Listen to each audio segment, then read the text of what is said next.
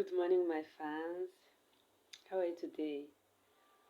Today it looks fresh.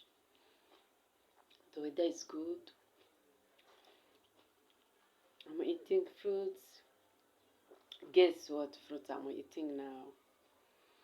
I'm eating blueberries and grapes.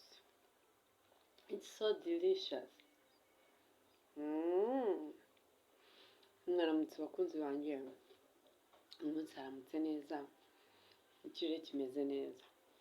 Akazuba karashe. Niyo mpamvu ndi kurya utubuto.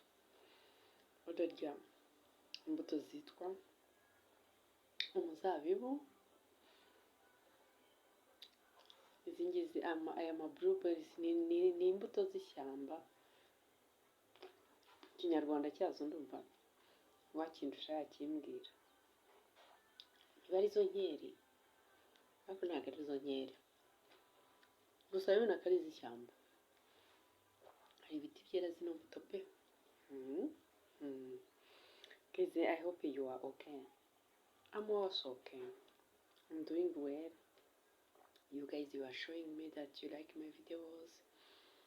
Some people, they are congratulating me that I'm doing well.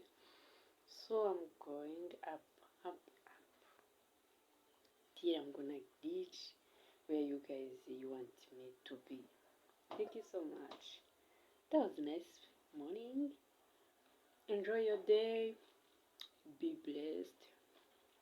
Bye. Ciao, ciao.